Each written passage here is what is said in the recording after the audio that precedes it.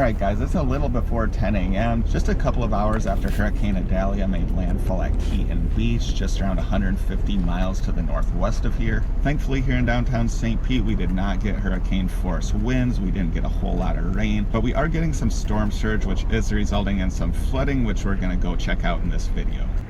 We're going to start off by driving eastward down Central Avenue towards the bay, and then we'll try to drive along the bay. We'll head out to some of the bayfront parks if we can, just to see the conditions around there and what type of flooding we're dealing with. So landfall actually occurred in an area known as Keaton Beach, which is around 60 miles to the northwest of Cedar Key, and about 150 miles to the northwest of us here in St. Pete. I believe it made landfall at around 7:45 as a strong Category 3 hurricane. It did briefly get up to a Category 4, but by the time it made landfall, it was back down to a 3.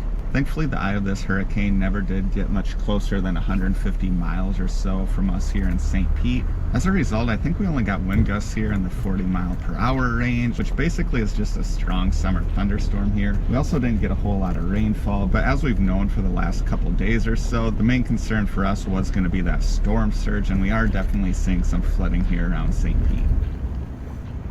Overall, though, I think the people here in St. Pete are feeling really lucky because this was pretty close to a worst-case scenario. There's actually something going on right now known as the king tide. So the tides are already around 1 to 2 foot higher than normal. So if we were to get the 10 to 15 foot storm surges that they're predicting in some spots up in the panhandle, it would have been absolutely devastating to this area. Instead, I think the worst storm surge we're going to see here in Tampa Bay, they said, is around 4 to 6 feet, which is still resulting in quite a bit of flooding.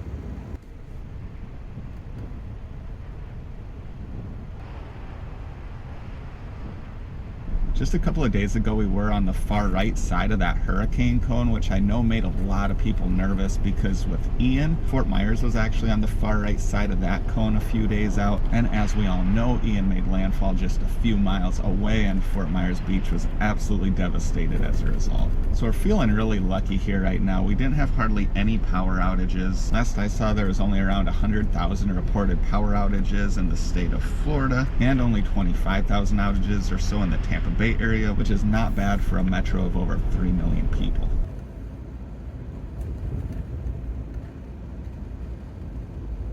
Now there is also going to be some significant flooding out on the barrier islands in St. Pete Beach, Madeira Beach, Treasure Island, and all the way up the Gulf Coast to the north. But from what I've heard, they have shut down the bridges for anyone wanting to go onto the island. Now if you're on the island currently, they will let you off, but they're not going to let you back on until the floodwaters recede.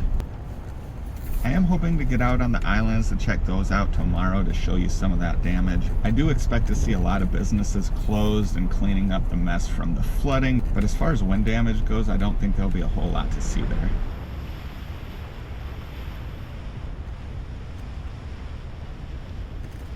So from what I've heard, the flooding here could continue to get a little bit worse until around 2 p.m., which is high tide, and then it should gradually recede after that.